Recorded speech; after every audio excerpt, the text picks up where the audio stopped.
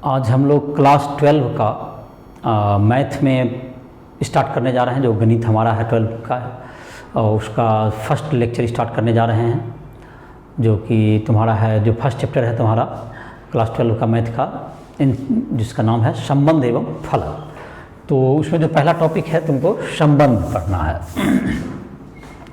Chapter 1 जिसका नाम है संबंध एवं फलन,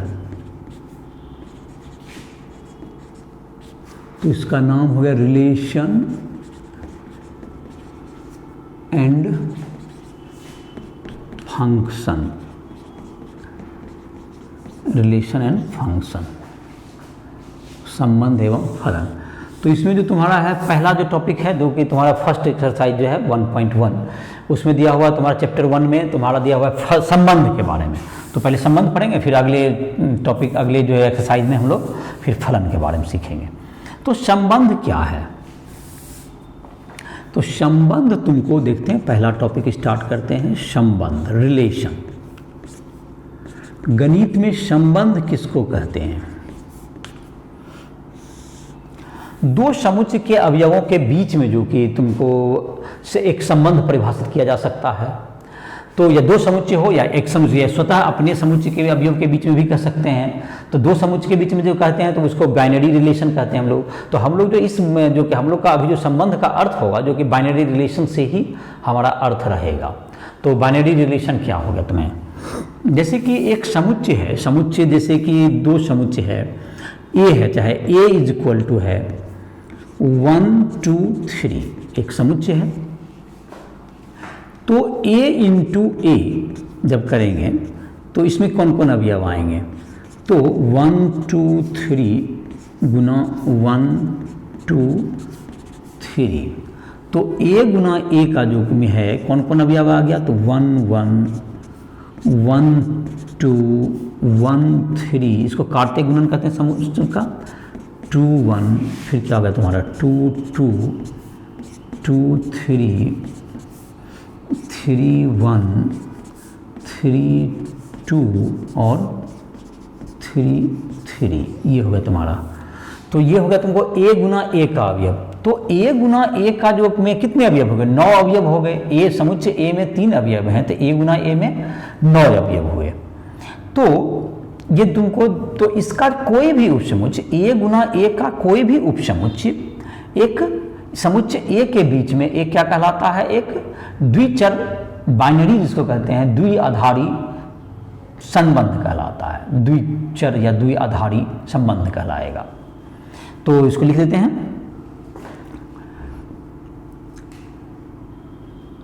ए क्रॉस ए का प्रत्येक उपसमुच्चय, प्रत्येक उपसमुच्चय, प्रत्येक उपसमुच्चय, प्रत्येक उपसमुच्चय एक, प्रत्येक उपसमुच्चय समुच्चय ए में, समुच्चय ए में द्विआधारी संबंध है। और हम लोग जो कि जो संबंध का अभी जो मीनिंग हम लोग निकालेंगे, तो संबंध को क्या होगा तुम्हारा? इसका प्रत्येक उपसमुच्चय क्या कहलाएगा? ए गुना ए का एक संबंध हो गया। तो आर जो हो गया तुम्हारा, जैसे आर अगर एक उपसमुच्चय है ए गुना ए का, तो आर इज ए रिलेशन। तो आर क्या होगा? आर एक संबंध है। आर समुच्चय ए में, ये आर समुच्चय ए पर एक संबंध है। आर एक उपसमुच्चय है, इसलिए ए गुना ए का एक संबंध है। तो ये हो गया संबंध की तुम्हें परिभाषा हो गई। तो संबंध कितने होंगे? अभी जैसे कि है 2 पर पावर n स्क्वायर, अगर n है तो कितने संबंध हो सकते हैं? संबंधों की संख्या कितनी होगी? यदि समुच्चय ए में, समुच्चय ए में अवयवों की संख्या, अवयवों की संख्या n है, तो a गुना a में n स्क्वायर अवयव होंगे, n स्क्वायर अवयव होंगे। तो n स्क्वायर अवयव होंगे, अतः क्या होगा तुम्हारा, अतः संबंधों की संख्या बराबर, तो संबंधों की संख्या बराबर 2 पर पावर n स्क्वायर, 2 पर पावर n स्क्वायर। तो संबंध की संख्या यही होगा 2 to the power n square संबंध होंगे। तो इसमें जो है कि एक 2 संबंध होते हैं जिसमें कि अब हम लोग जो स्टार्ट करेंगे, जैसे कि इसमें जो संबंध होते हैं, जैसे को हम लोग कहते हैं एक संबंध जिसको हम लोग कहेंगे जिसमें कि रिक्त संबंध, और एक हो गया दो की सार्वत्रिक संबंध। पहले उसको परिभाषित कर लेंगे, तो उसको पहले परिभाषित करेंगे, उसके बाद फिर और तरह के संबंध में आएंगे। तो ये तुम्हारा संबंध का परिभाषा हो गया, संबंधों की संख्या भी हो गई इसमें। तो अब हम लोग देखते हैं, तो a गुना a का प्रत्येक उपसमुच्चय संबंध समुच्चय a के बीच में क्या कहलाएगा, एक संबंध है। तो अपने एनसीईआरटी बुक से भी इस बात को हम देख सकते हो, संबंध का परिभाषा क्लास 11 में का जो क्लास 11 में पहले जो तुम्हारा संबंध का 2.1 और 2.2 दिया हुआ, 2.1 में दिया हुआ 2.1 जो अध्याय था क्लास 11 का, उसमें भी अध्याय 2 जो है तुमको 11 में वो संबंध एवं फलन दिया हुआ था, जिसमें कि तुमको 2.1 में तुमको दिया हुआ कार्तीय गुणन और 2.2 में संबंध दिया हुआ। तुम चाहोगे इस अध्याय को पढ़ने से पहले तो तुम्हारा जो है राइस ट्यूटोरियल ऐप पर जो हमारा लेक्चर होगा 2.2 करके 2.1 2.2 इन सबको देख करके 2. क्लास 11 का भी बना सकते हो, और उसके बाद तुम इस अध्याय को स्टार्ट कर सकते हो। राइस ऐप को प्ले स्टोर से डाउनलोड करके उसमें हमारा लेक्चर मिल जाएगा 2.1 2.2 गणित में जो तुम्हारा 11वां का गणित का, तुम उसको देख करके 2.1 और 2.2 पहले बना लोगे, और उसके बाद जो है इसका जो अध्याय 1 जो है क्लास 12 का उसके संबंध को बनाओगे। तो अब जो है तुमको देखते हैं जो तुम्हारा दिया संबंध का परिभाषा हो गया, और कुछ जैसे एक उदाहरण देते हैं संबंध का परिभाषा में। जैसे देखो, चलो संबंध का ही देते हैं उदाहरण।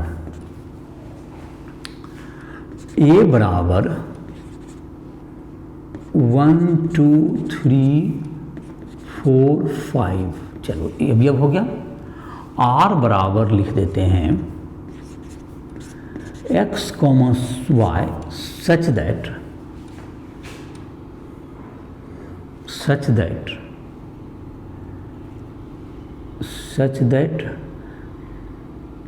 x बराबर y प्लस 1 और x, y belongs to a। तो r को तो समुच्चय को इसको लिखिए तीर आरेख, और किसे दिखाइए इसको तीर आरेख के द्वारा, और तुमको क्लस्टर रूप में लिखें। तो r को संबंध r को रोस्टर रूप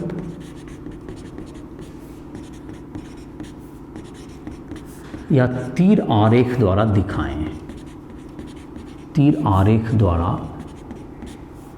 प्रदर्शित करें।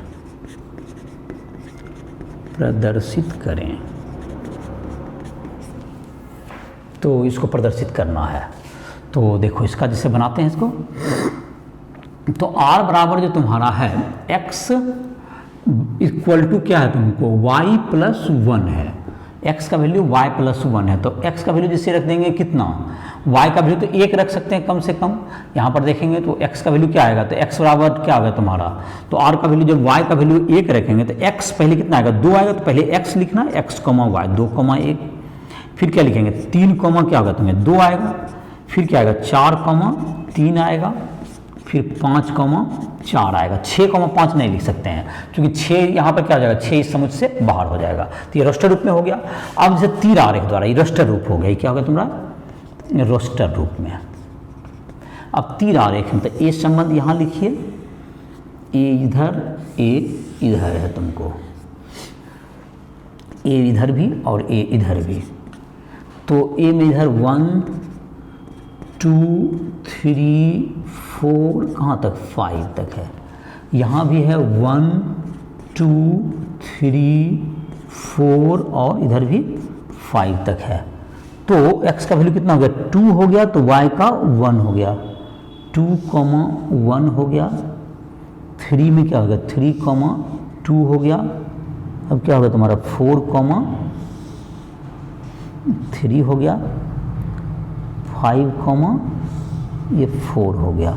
तो ये तुम्हारा हो गया रोस्टर रूप में इसको लिख दिया गया, ये तीर आरेख से। ये तुम्हारा आर हो गया, इस संबंध आर को बता रहा है। देखो जैसे कि यहाँ पे 2 1 3 2 इस ढंग से मिला हुआ है, तो किस संबंध को बता रहा है, ये आर संबंध हो गया तुम्हारा। तो ये तुम्हारा एक संबंध को दिखाने का हो गया। इस तरह का और भी क्वेश्चन दिए हुए हैं जो अध्याय 2.2 है, तुमको क्लास 11वां का जो नहीं बनाया है अगर स्टूडेंट तो उसको बना सकते हो। और तुमको जो भी उसमें जो क्लास जो 2.1 लेक्चर है 2.2 2.1 उसको भी तुम देख सकते हो उसमें अगर दिक्कत हो रहा है। और जहाँ भी दिक्कत हो हमसे राइट ऐप के माध्यम से पर्सनल भी संपर्क कर सकते हो पढ़ाई के लिए। और उसमें जो है तुमको फिजिक्स केमिस्ट्री के भी तुमको नोट्स मिल जाएंगे, वीडियो सभी फिजिक्स केमिस्ट्री मैथ सबके मिल जाएंगे। तुम अपनी पढ़ाई जारी रख सकते हो इसके आधार पर। जेईई मेंस, जेईई एडवांस इन सबों की तैयारी भी करना चाहते हो तो उसके लिए भी तुम राइट ऐप की मदद से क्वेश्चन या तुमको पर्सनल संपर्क ये सब कर सकते हो। तो अब जो तुम्हारा है इसके बाद जो तुम्हारा है ये देखते हैं अब क्लास 12 में तुम्हारा जो है जो संबंध है वहाँ से हम स्टार्ट करते हैं। तुम अपना क्वेश्चन बनाओगे, जो दिक्कत है उसमें लेक्चर को संपर्क करो। तो एक उदाहरण दे दिए। अब है तुमको कि जो क्लास 12 में जो बताया गया परिभाषा के बाद वो रिक्त संबंध और सार्वत्रिक संबंध पहले ये बताया गया है। तो रिक्त संबंध क्या हुआ, जैसे कि कोई भी उपसमुच्चय हम लोग लेते हैं तो रिक्त समुच्चय क्या होता है, जिसमें कि कोई अवयव ना हो उसको हम लोग रिक्त समुच्चय कहते हैं, जिसको हम लोग फाई से सूचित करते हैं। तो रिक्त समुच्चय कभी भी क्या होता है, किसी भी समुच्चय का उपसमुच्चय होता है। तो उसी प्रकार यहाँ पर जब कोई अवयव ना हो उसमें तो उसको रिक्त संबंध कहेंगे। रिक्त संबंध, इम्प्टी रिलेशन, इम्प्टी रिलेशन,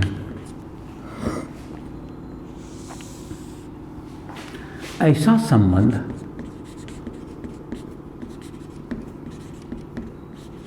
जिसमें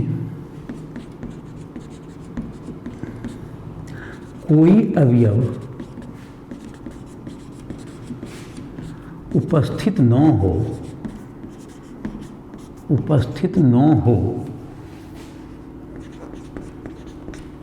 रिक्त संबंध कहलाता है, रिक्त संबंध कहलाता है। इसे फाई से निरूपित किया जाता है, इसे फाई से सूचित किया जा सकता है, इसे फाई से सूचित किया जाता है, इसे फाई से सूचित किया जाता है। तो इसको रिक्त संबंध कहेंगे। जैसे उदाहरण के लिए एक उदाहरण जो तुम्हारा 1.1 है, उदाहरण जैसे तुम्हारा 1.1 करके तुम्हारा उदाहरण दिया हुआ है एनसीईआरटी किताब में, उसी उदाहरण को यहाँ पे दे देते हैं। जैसे ए बराबर बालक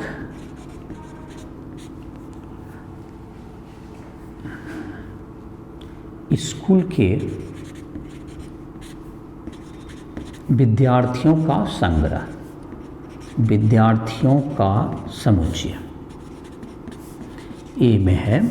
एक समुच्चय है जिसमें कि बालक का जो तुम्हारा विद्यालय है उसका जितना विद्यार्थी है उसका समुच्चय हो गया।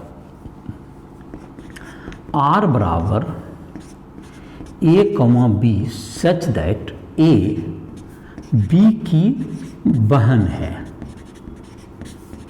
ए बी की बहन है, कॉमा और ए कॉमा बी बिलोंग्स टू किसमें उपस्थित होना चाहिए, ए समुच्चय हो।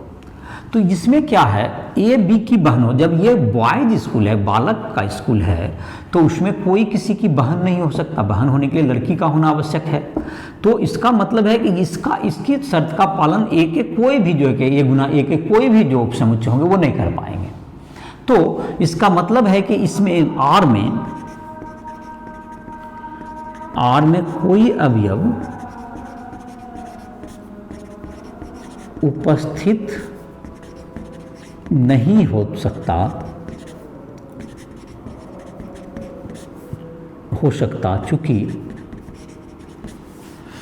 चूंकि बालक के विद्यालय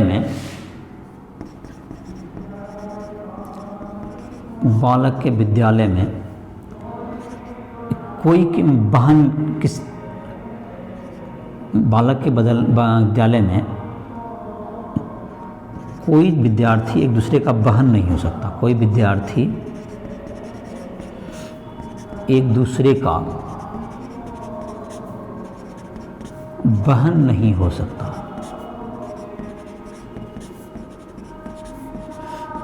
बहन नहीं हो सकता, तो कोई किसी का बहन नहीं हो सकता। तो ये तुम्हारा हो गया, इसका मतलब है कि ये रिक्त संबंध है।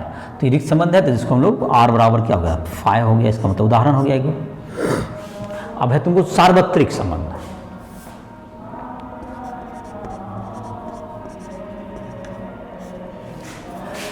सार्वत्रिक संबंध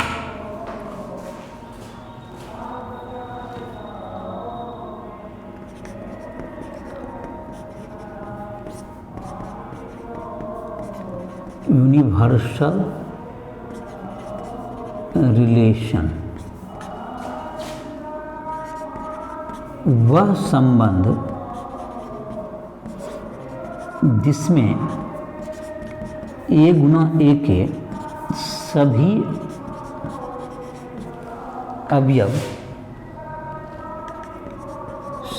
अवयव उपस्थित हों, सभी अवयव उपस्थित हों,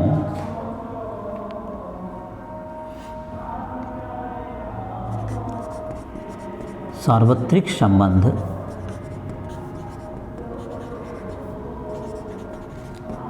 कहलाता है। सार्वत्रिक संबंध का जिसमें सारे अवयव उपस्थित हों। जैसे उदाहरण के रूप में ए बराबर बालक विद्यालय के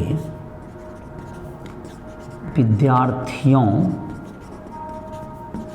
का समुच्चय, इसका समुच्चय। इसमें देखते हैं एक संबंध है R डैश बराबर A, B such that A एवं B की लंबाई का अंतर, A एवं B की लंबाई का अंतर 3 मीटर से कम है, 3 मीटर से कम है, और A, B belongs to A। तो इसमें देखा जाए कि 3 मीटर कितना ऊंचा होता है। कोई भी दो आदमी के मतलब कि जो लंबाई का अंतर है वो कितना हो सकता है। तो मानते हैं लंबाई आदमी का कितना हो सकता है। एक आदमी का लंबाई, जो औसत आदमी का लंबाई 170 सेंटीमीटर, 172, 180 सेंटीमीटर हो जाए, और यहाँ पर है कि दो व्यक्ति का लंबाई का अंतर करें तो वो भी 300 सेंटीमीटर से कम होना चाहिए। तो कभी भी कोई भी सबसे बड़ा से लंबा व्यक्ति ले लें, सबसे नाटा से नाटा भी व्यक्ति ले लें, तो उसकी लंबाई का अंतर तो कितना हो सकता है। खूब होगा तो 150 सेंटीमीटर हो जाएगा, 160 सेंटीमीटर हो सकता है, लेकिन उससे ज़्यादा तो हो नहीं सकता। यहाँ तो 300 सेंटीमीटर। इसका मतलब ये हुआ कि इसमें सारे मतलब जो व्यक्ति हैं सभी आ जाएंगे। इसमें जितने संभव जो है अवयव हैं इसमें सारे प्रेजेंट होंगे। दो व्यक्तियों की लंबाई का अंतर, दो व्यक्तियों की लंबाई का अंतर, दो व्यक्तियों की लंबाई का अंतर, लंबाई का अंतर हमेशा 3 मीटर से कम ही होगा, 3 मीटर से कम ही होगा। अतः R डैश एक सार्वत्रिक संबंध है, इसमें सभी अवयव उपस्थित हैं, सार्वत्रिक संबंध है।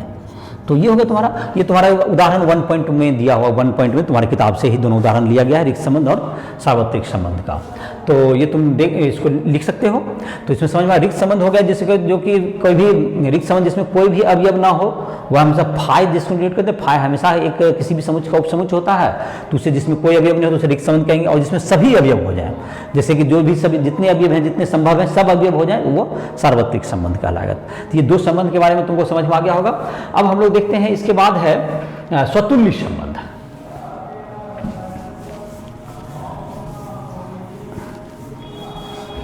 स्वतुल्य संबंध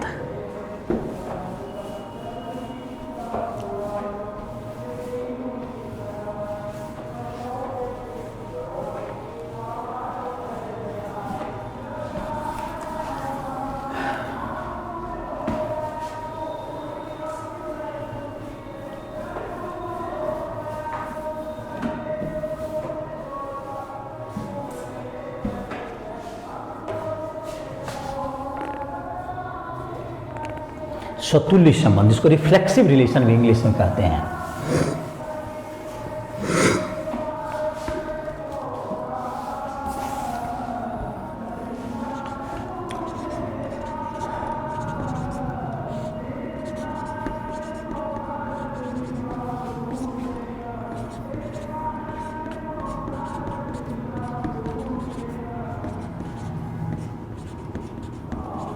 रिफ्लेक्सिव रिलेशन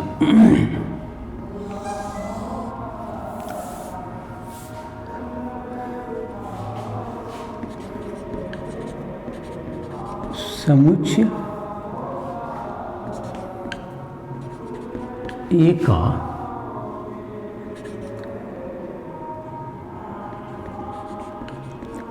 वैसा संबंध आर जिसमें a comma A belongs to R for all A belongs to a. For all कहते हैं इसको, मतलब सभी के लिए, फॉर ऑल सभी के लिए,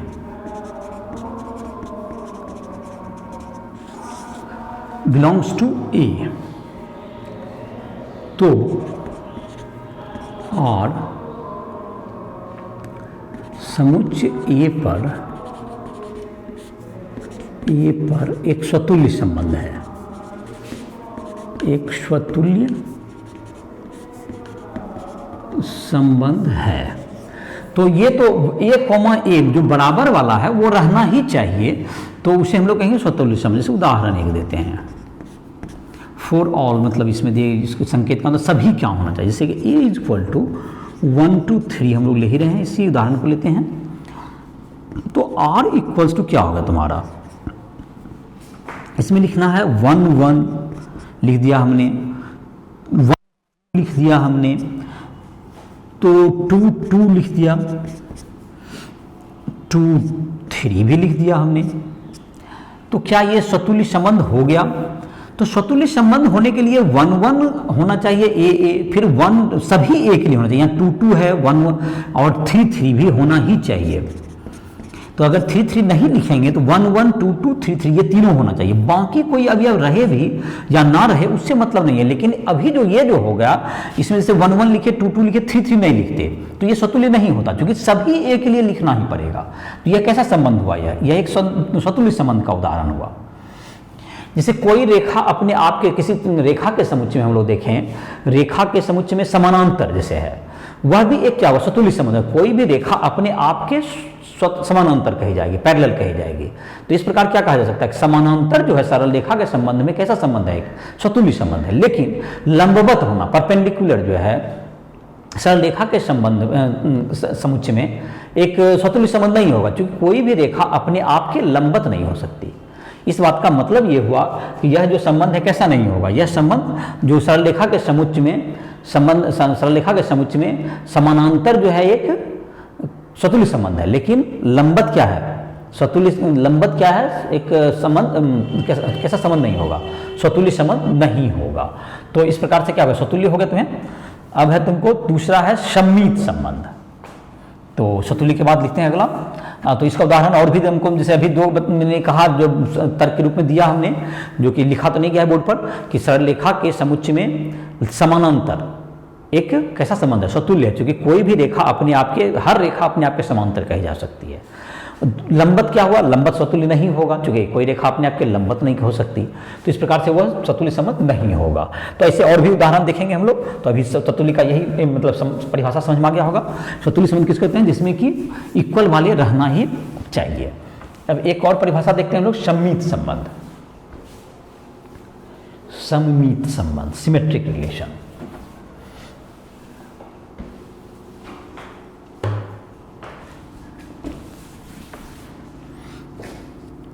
सम्मित संबंध, सम्मित संबंध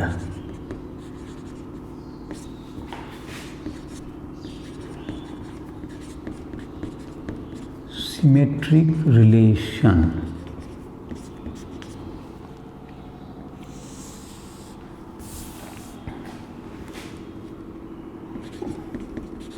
वैसा संबंध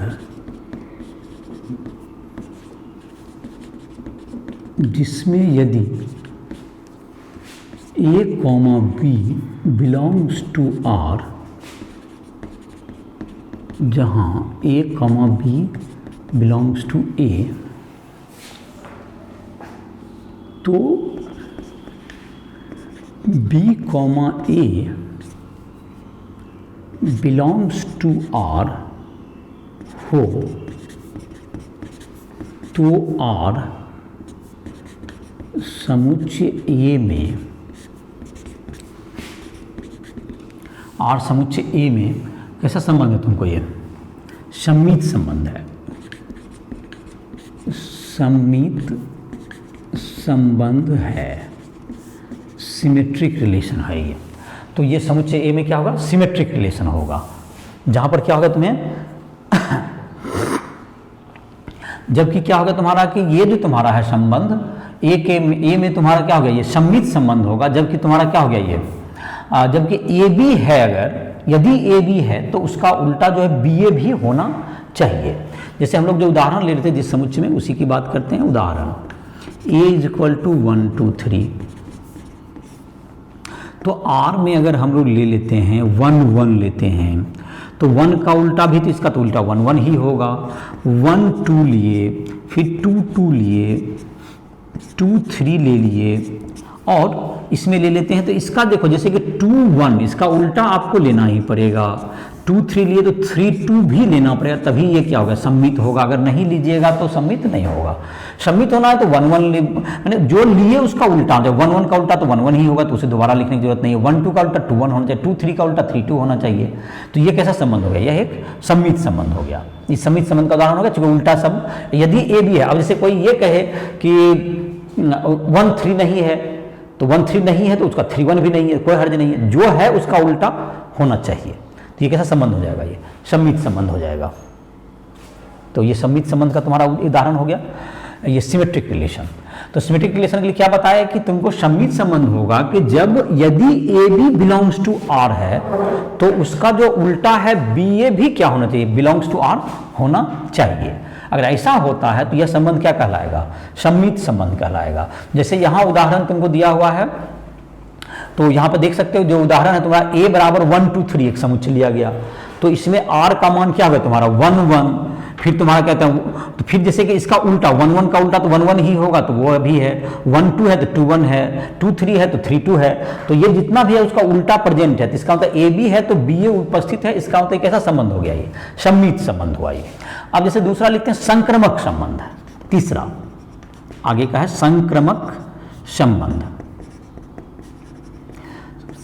ट्रांजिटिव रिलेशन इसको इंग्लिश में कहते हैं, ट्रांजिटिव रिलेशन।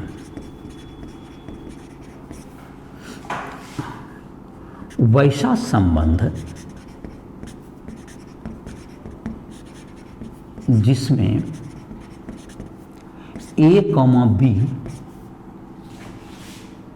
एवं बी कॉमा सी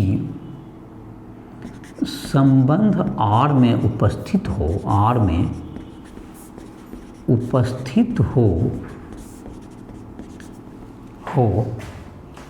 तो ए कॉमा सी को भी समुच्चय आर में उपस्थित होना चाहिए। सबको समुच्चय तो ए तथा बी को भी संबंध में ए तथा बी तो ए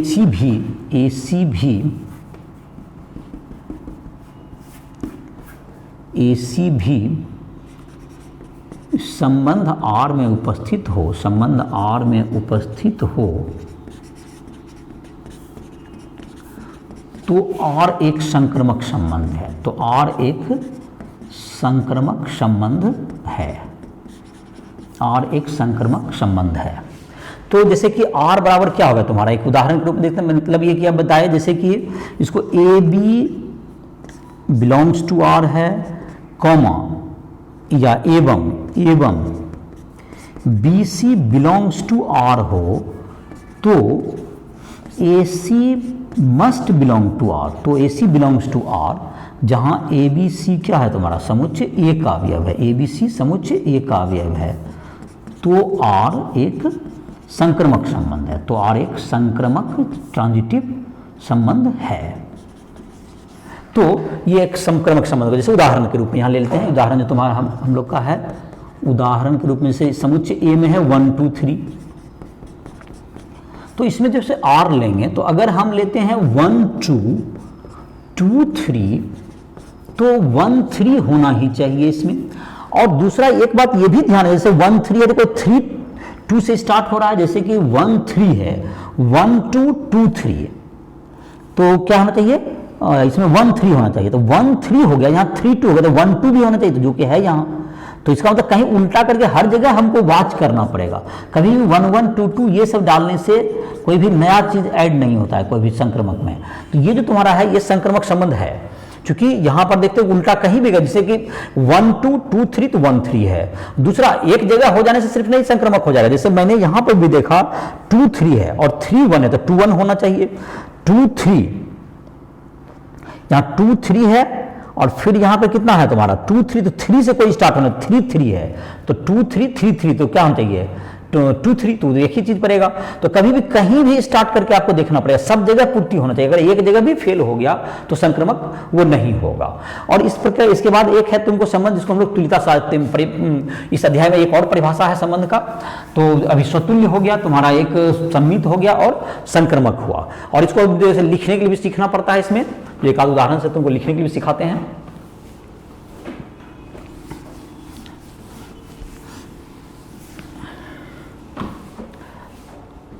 तो अब जैसे कि है एक तुल्यता संबंध है, पहले आज परिभाषा इसमें देख लेते हैं, उसके बाद देखते हैं नेक्स्ट लेक्चर में हम लोग देखेंगे कि तुमको कैसे इसका लिखना है।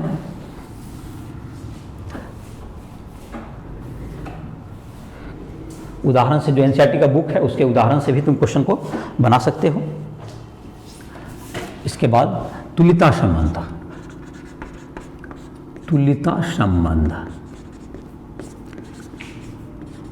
इक्विवेलेंस रिलेशन, वैसा संबंध, वह संबंध जो स्वतुल्य, सम्मित एवं संक्रमक हो,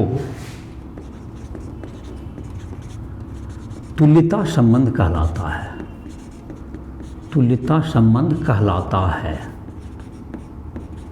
तुल्यता संबंध कहलाता है। जो तीनों उसमें हो तो वह तुल्यता होगा, जो कि स्वतुल्य भी है, संक्रमक भी है और सम्मित भी हो, तीनों गुण होगा तो ऐसा संबंध क्या होगा, संक्रमक हो जाएगा। वैसा संबंध को क्या कहेंगे हम लोग, तुल्यता संबंध कहेंगे, जिसमें कि सभी गुण हो। जैसे कि वो एक क्वेश्चन के रूप में ही इसको लेते हैं, सिद्ध करना है, जैसे कि एक क्वेश्चन ले लेते हैं, क्वेश्चन, चलो इसी में उदाहरण भी हो जाएगा। ए बराबर पूर्णांक संख्या का समुच्चय, जेड बराबर ही कर दो, जेड ही पूर्णांक संख्या को लिखते हैं, तो जेड बराबर पूर्णांक संख्या का समुच्चय,